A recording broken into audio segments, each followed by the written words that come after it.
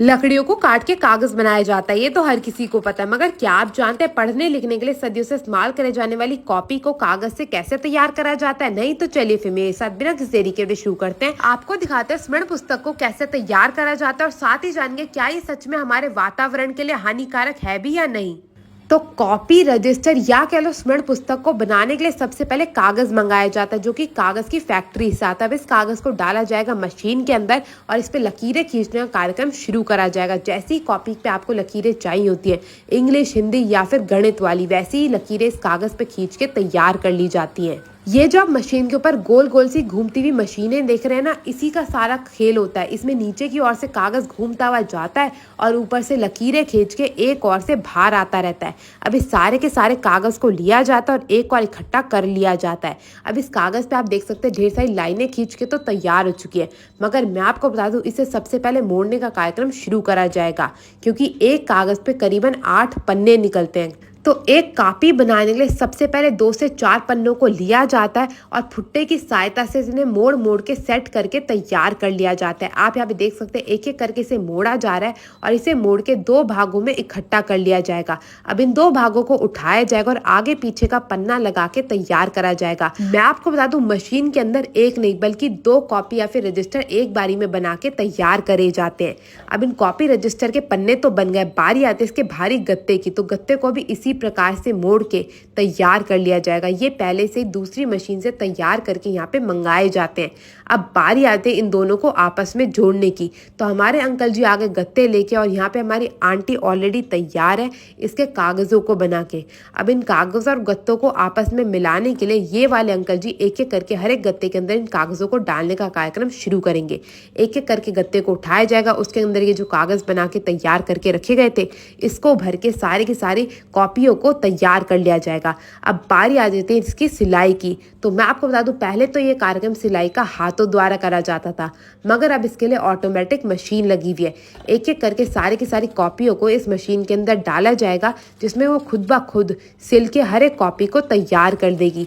तो आप यहाँ देख सकते हैं बिल्कुल बेहतरीन तरीके से इस मशीन के अंदर एक ओर से डाला जाता है और दूसरी ओर से सिली सिलाई हमारी कॉपी रजिस्टर बनके तैयार हो जाती है। अभी आप यहाँ पे देख सकते हैं थोड़ी सी फूली फूली आपको दिख रही होगी। तो इसको अच्छे से प्रेस करने के लिए इसे डाला जाएगा दूसरी मशीन के अंदर, जो कि इसको बिल्कुल फ्लैट कर देगी। तो आप यहाँ पे देख सकते हैं हमारी दूसरी मशीन के पास हमारी दीदी जी सारी की सारी कॉपी को लेके तैयार करके आ चुकी है। अब इसे डाला जाएगा इस मशीन के अंदर, जो कि इसको बिल्कुल सपाट कर देगी। तो एक और से बिल्कुल अच्छे से इसे दबा के इस मशीन के अंदर डाला जाता है। फिर ये कुछ मिनटों भी क्या सेकंड में ही इन कॉपी को बिल्कुल फ्लैट करके तैयार कर देती है। तो आप यहाँ पे देख सकते हैं एक एक करके 6 कॉपियों को इसके अंदर डाला जा रहा है और दूसरी ओर से जब इसे निकाला जाएगा ये बिल्कुल अच्छे से फ्लैट होके तैयार हो जाएगी।